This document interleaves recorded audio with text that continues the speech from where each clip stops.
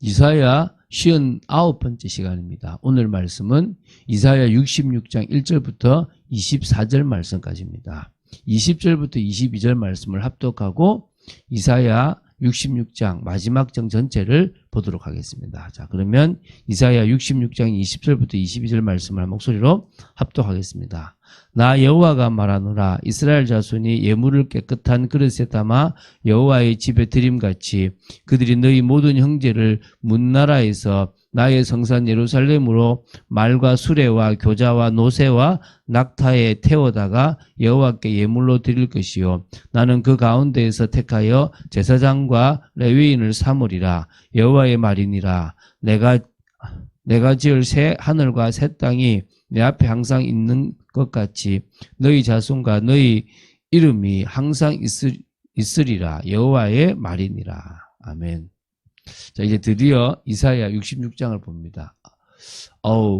생각보다 길지는 않았지만 그래도 참 긴 내용이라는 생각이 듭니다.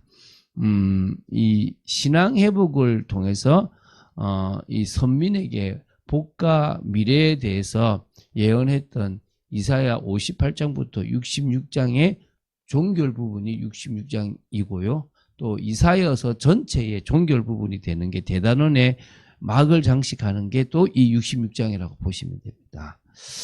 사실 이사야에게 있어서 가장 중요한 신학적 주제는요.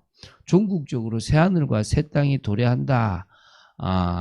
이게 아닙니다. 사람들은 그렇게 볼 수 있는데 그게 아니고요. 이 이사야서가 가장 중요하게 본 신학적 주제는 하나님께서 택한 백성에게 하나님은 구원과 새하늘과 새 땅에서의 이 놀라운 축복과 또 영광이 주어지는 그런 부분이 있는데, 근데 이게 그들에게 무슨 선한 행위나 공로에 의한 것이 아니라 오직 창조자로서 절대자이신 하나님의 권능과 은혜로 된다는 겁니다. 그분이 메시아를 보내서 하신다는 거지 인간이 착하고 인간이 뭔가 노력해서 되어졌다는 게 아니라는 겁니다. 그러니까 새하늘과 새 땅보다 더 중요한 것은 하나님의 은혜라는 거예요. 하나님의 절대적인 주권이라는 거죠. 오늘 그게 우리 속에 믿어져야 돼요. 내가 지금 이 자리에 예수 믿는 것은 내가 잘나서가 아니에요.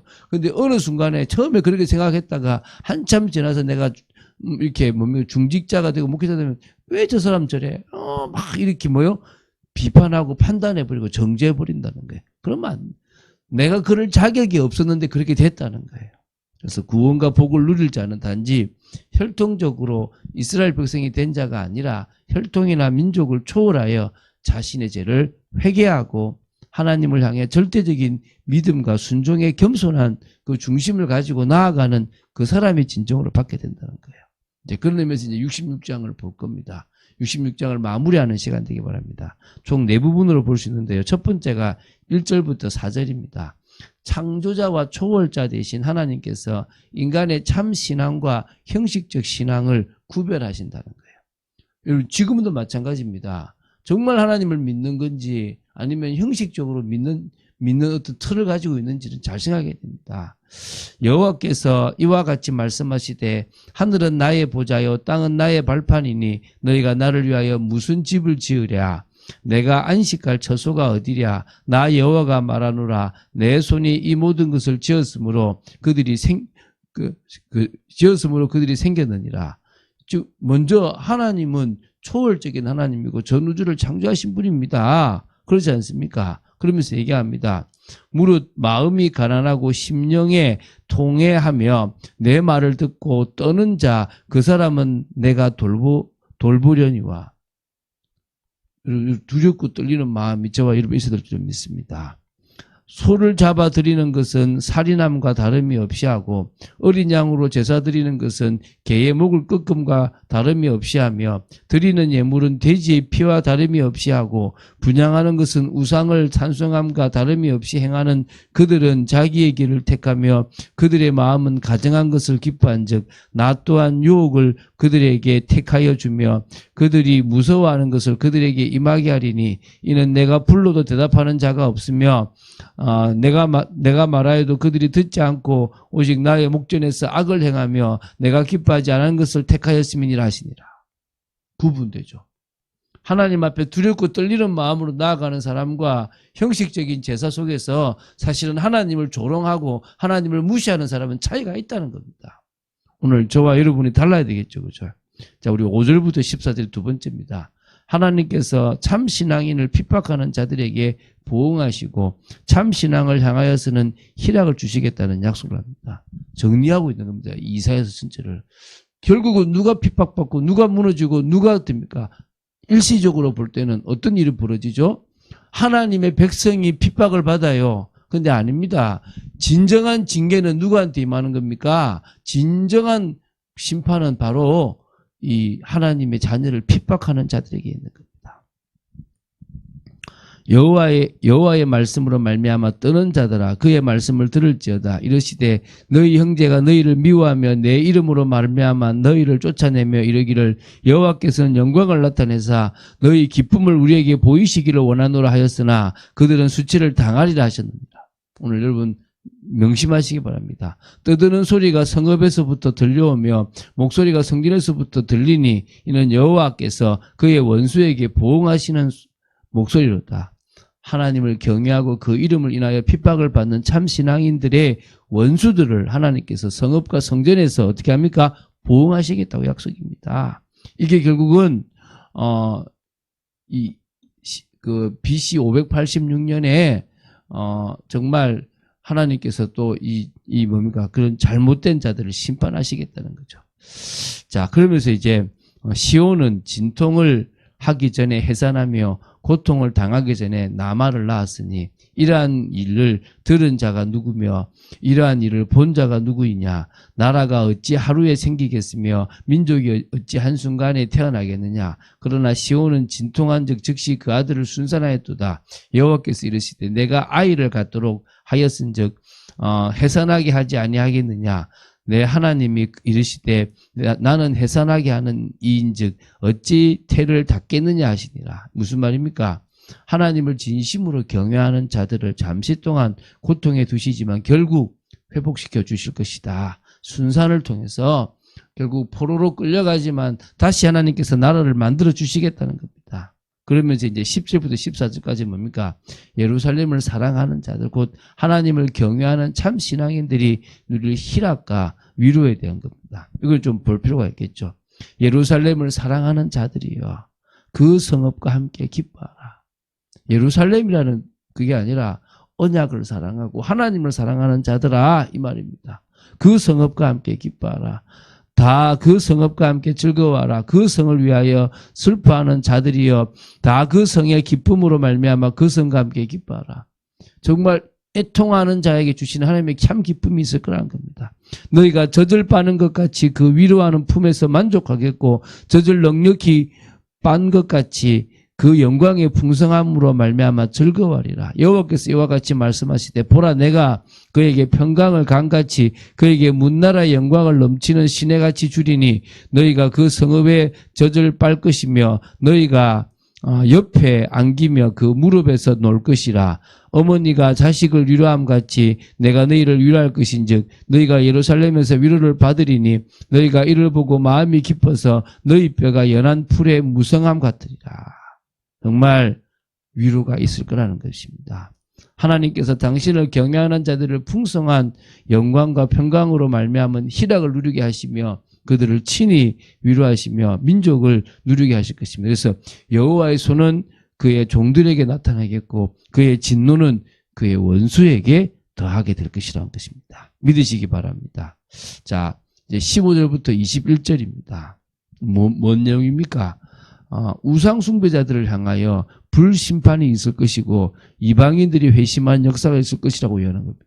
좀 정리 같은 느낌이 안 듭니까? 결국은요, 우상 숭배자들이 과거나 현재나 미래나 망하게 되어 있다는 것입니다. 그래서 15절에 보라 여호와께서 불에 둘러싸여 강림하시리니 그의 수레들은 해오리 바람 같으리로다. 그가 형력한 위세로 노여움을 나타내시며 맹렬한 화염으로 책망하실 것이다 그랬습니다. 그래서 이런 일들이 막 일어나는 겁니다. 막 계속 그런 이야기들이 나오면서 17절에 스스로 거룩하게 구별하며 스스로 정결하게 하고 동산에 들어가서 그 가운데 있는 자를 따라 돼지고기와 가정한 물건과 쥐를 먹는 자가 다 함께 망하리라. 스스로 구별되고 스스로 막 정결하다고 하면서 결국은 하나님이 싫어한 제사를 지내고 우상 숭배를 한다면 같이 망하는 겁니다. 여호와의 말씀이라는 겁니다. 여러분이 잘났다고 하는 중요한 게 아니라 하나님이 인정하시는 것을 향해서 나아가야 된다는 것입니다. 자, 이제 18절부터 21절인데요. 자, 내가 그들의 행위와 사상을 안다 그랬습니다. 선민의 선교로 말미암아 이방인이 대거 회심하는 일이 일어난다는 그런 부분인데요. 이게 이제 그 중에서 또 이 제사장과 레위인을 삼겠다는 겁니다. 때가 이르면 문나라와 언어가 다른 민족들을 모으리니 그들이 와서 나의 영광을 볼 것이며, 지금 우리 지금 일어났던 이 신약 시대 이야기 아닙니까? 때가 이르면 문나라와 언어가 민족들을 모은대요. 내가 그들 가운데에 징조를 세워서 그들 가운데에서 도피한 자를 여러 나라 곧 다시스와 불과 활을 당기는 루카 및 두발과 야왕과 또 나의 명성을 듣지도 못하고 나의 영광을 보지도 못한 먼 섬들로 보내리니 그들이 나의 영광을 문나라에 전파하리라. 가잖아요. 지금 모든 민족을 향해서 가고 있습니다. 나 여호와가 말하노라. 이스라엘 자손이 예물을 깨끗한 그릇에 담아 여호와의 집에 드린 같이 그들이 너희 모든 형제를 문나라에서 나의 성산 예루살렘으로 말과 수레와 교자와 노새와 낙타에 태우다가 여호와께 예물을 드릴 것이요. 진짜 예배 드린다 이거죠. 나는 그 가운데 택하여 제사장과 레위인을 삼으리라 여호와의 말이니라. 이런 일이 벌어진다는 거예요. 그러면서 이제 마지막 부분입니다. 결국 또 새하늘과 새 땅에서 의인과 악인이 영원히 구별이 됩니다. 의인은 어떻게 되겠습니까? 천국이죠. 악인은 영원한 지옥입니다.